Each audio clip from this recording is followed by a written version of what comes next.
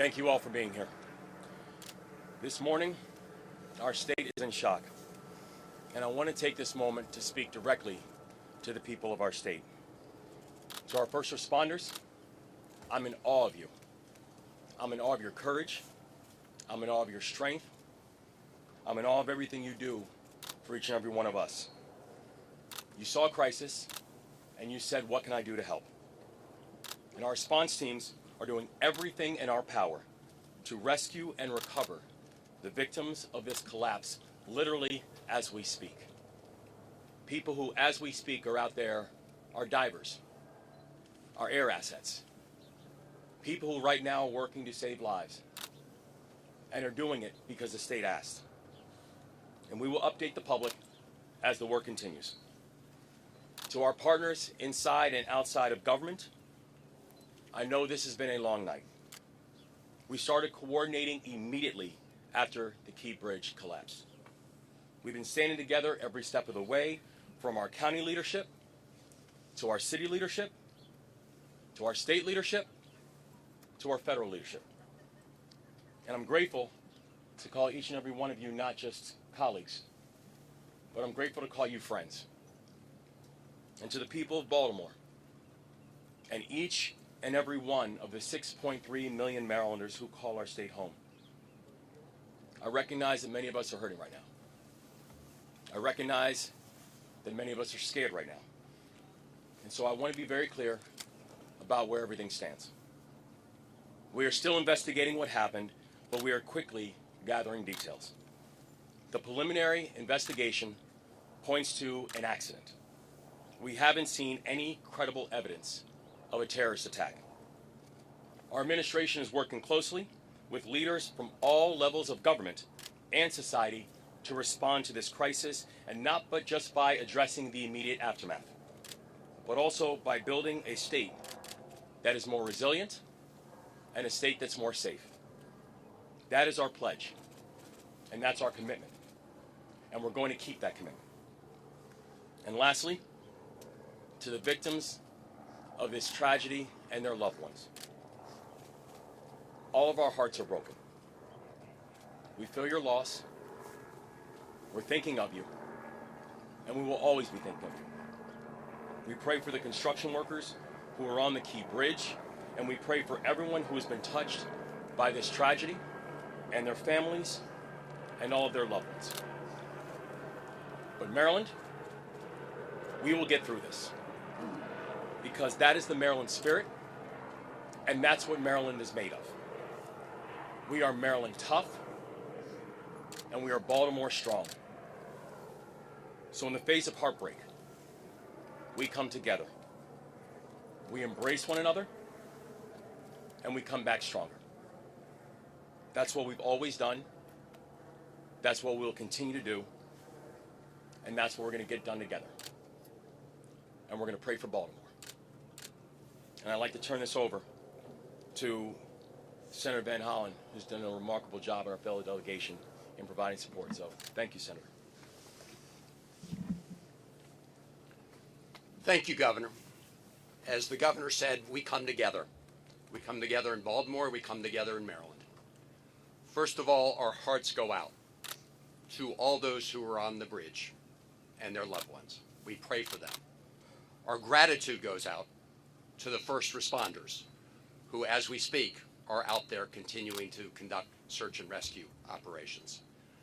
I want to thank the governor, the mayor, county executive, all the people gathered here as part of Team Baltimore and Team Maryland.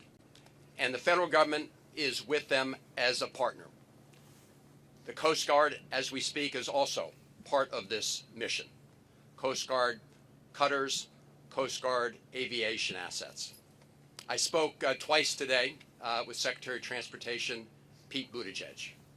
Pete Buttigieg has pledged that they will do everything they can to very quickly release emergency response funds for this important project. The National Highway Transportation Administrator is on his way to Baltimore if he's not here already. They will be releasing those early funds once all the parties are fully engaged.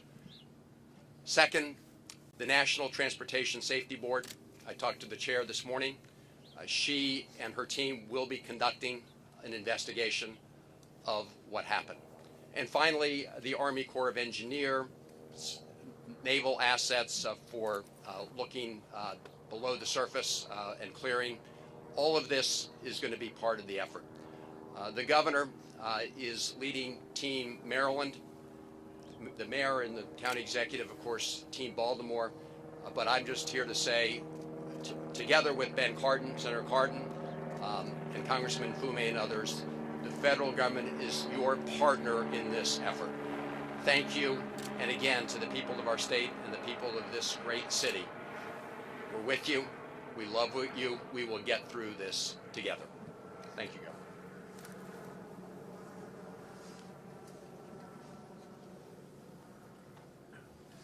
Good morning again. Paul Wiedefeld, Secretary of Transportation. Just a few updates since our meeting this morning. The crew that was out there working was basically repairing potholes. Just so you understand, that had nothing to do with a structural issue at all in the facility. At this time, one person has been rescued, and so far, and our efforts continue in terms of that. Engineers are on site right now, determining both some of the structural issues, obviously some of the debris field, and we'll start to work that, but we'll work hand in hand with the NTSB before we take any further action in that area. With that, I did want to introduce the FBI for a few comments as well. Hello, my name is Bill Del Bagno. I'm the special agent in charge of the Baltimore field office. First and foremost, I want to say that our hearts go out to everyone that is impacted by this tragedy, especially the victims and their families. On behalf of the FBI, I would like to say that we are with you, we're with Baltimore, and we're with the partners every step of the way. The FBI, on very first looking at and assessing this matter from an investigative standpoint, I want to be clear that there is no specific or credible information to suggest that there are ties to terrorism in this incident. The FBI has been part of this response from the beginning. We came within 1 hour to the command post and quickly lashed up with our very strong partners all along the way. We will bring whatever resources that the FBI has to bear. We've already brought our crisis response, our victim services, and just recently our underwater search evidence recovery teams are on site. And we will continue to provide all those resources as long as it takes. And as the investigation goes on, we will take it to its logical conclusion along with our partners. To the people of Baltimore, to the public, I ask you to be patient as we go through this and as information becomes available to us. And lastly, I want to say thank you. Thank you to our partners. Thank you to everyone who in the FBI and counts on the FBI. We will always bring what we need to the people of Baltimore, and we are with you. I'd next like to introduce the Coast Guard. Good morning. The Coast Guard is still actively searching at this time. We are using response boat crews from 2 of our local Coast Guard stations, one of our helo crews from an air station in Atlantic City, and also one of our cutter crews on one of our 87-foot patrol boats. We will continue to work with our local, state, and federal partners during this tragedy. Thank you.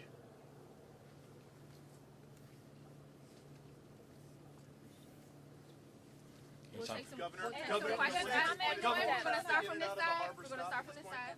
As far as you are aware, was the collapse of that bridge inevitable as that ship hit that part of the bridge? No, we're still in the process of investigating exactly what happened.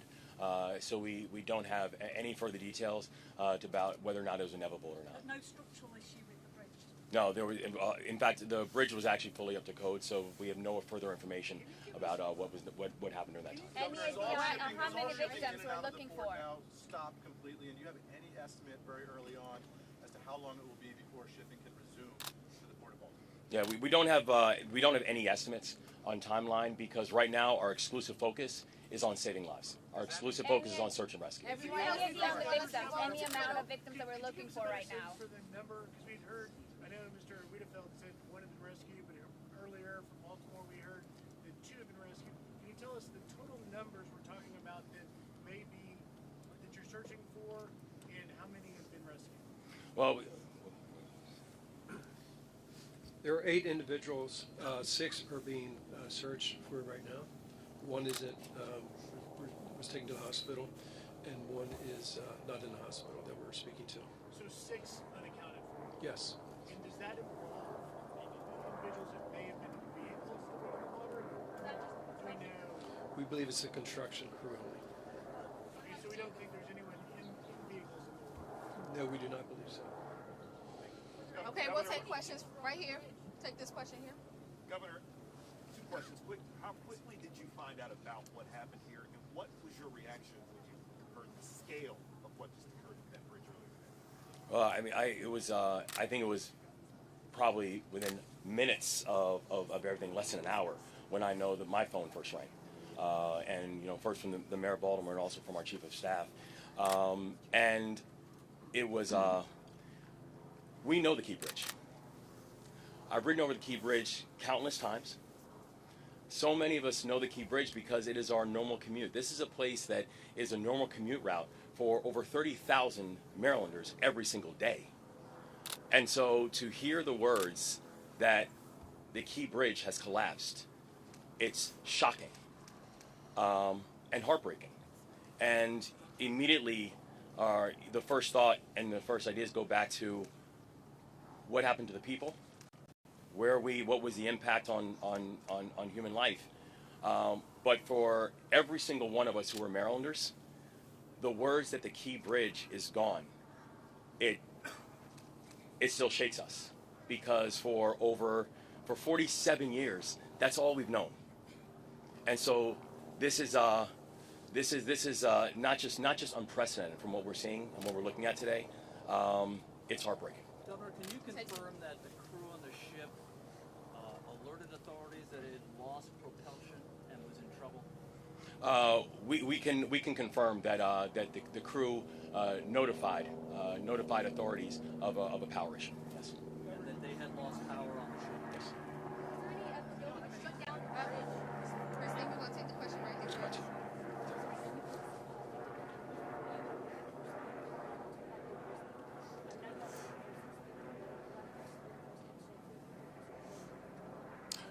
Total of 8. Excuse me. A total of 8. 1 rescued and in hospital. 1 not in hospital, but it is, we've communicated with that person. And then 6 that we are searching for. And all construction workers working on the pothole with all 8 of them? Yes, they were all related to the construction program, yes. We heard that multiple vehicles went into the water. Any word on how many vehicles went into the water and the condition of those people that were in the vehicle? Not at this time. All right, we'll shift over here.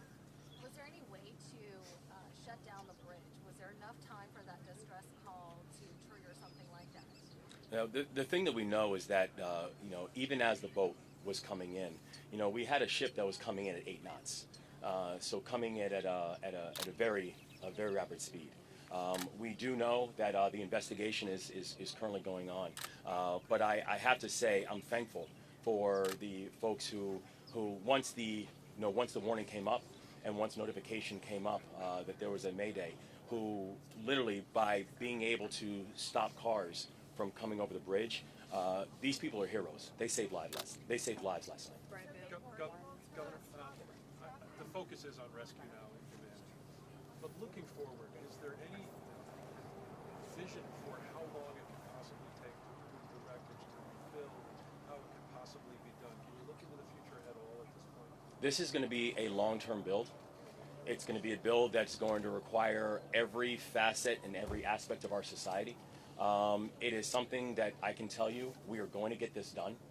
We are going to make sure that this is not just rebuilt, but that we are going to rebuild in a way that remembers the people who this tragedy has impacted, and also do it in a way that that honors the community that it serves. But right now, I could not give you any form of estimate on timing or cost. Right now, my and all of our exclusive focus is we're just trying to save lives. Can the mayor talk on the state of emergency locally, please? Yes, thank you. Listen, we know the governor issued a state of emergency, but we at the local level felt the need to do that too, because there may be some things that we have to encumber with our fire department and other agencies that we'll be able to pull down support for as we all work together, again, as we're focused right now on saving lives and working through this unspeakable tragedy. In the interim, I know that there's obviously the focus is on the rescue and the recovery, but this is such an important thoroughfare here in Baltimore for drivers, people trying to get around. How are they going to be able to manage while that is also going on? Yeah, so we've also already been in touch with people about alternative routes and ways people can navigate now that this tragedy has happened. And I don't know, Secretary, if you want to speak to that as well. Just to give you a sense of scale, roughly about 35,000 people a day use that facility. About double that use the Harbor Tunnel, and double that again use the Fort McHenry Tunnel. So basically, we do have those two other options. We'll make sure that we have as much personnel out there to deal with any incidents, because as you know, that can cause the backups very quickly. And we will basically put out a lot of communication on different alternatives. We're also looking at transit alternatives as well. What role will the legislature play in this response? What role will the legislature play in this response? Are there any policies, any state funding that's going to be freed up in the coming weeks? Oh yeah, no. So we are in fact, we have our Senate President here. We have members of the legislature here. The legislature is going to have a role in all of this, as will our local elected officials, as will state officials, as will the federal government. Everybody is going to have a role in terms of how we think about the rebuild. Governor, how long do you expect shipping to be closed down through the port? Do you have any estimate in terms of the port here? We don't at this point. But we no don't at this point. ships are going in or out at this time. Correct. Yeah, we don't have an estimate on timeline as of yet. Our focus really is right now on just make sure we're saving lives. What about the ships that are currently docked at the port? Are they able to get out at all or no? I'm sorry, say it again. The ships the vessels that are currently docked at the port, are they able to get out or no? The one that's captured under the is that Still at port. Oh, yes, that one's still at port. Yes. We'll take one Governor, last one question. last question. Yes, ma'am. Was the ship being guided out by tugs, firstly? And secondly, did you just say that it issued a mayday in enough time that you were able to stop all traffic from entering both sides, so that the only casualties we expect are the workers on the bridge? Yes, ma'am. So the investigation is still going on, so we're going to have all the full details and also all the full details about the timeline and the TikTok that took place. But we're thankful that between the Mayday and the collapse that we had officials who were able to begin to stop the flow of traffic, so more cars were not up on the bridge. And I can. But there were some on the bridge, or not? Were there any? Well, during the collapse. Yeah, were there some on the bridge? There have been reports that have been sonar that have detected vehicles at the bottom of the water.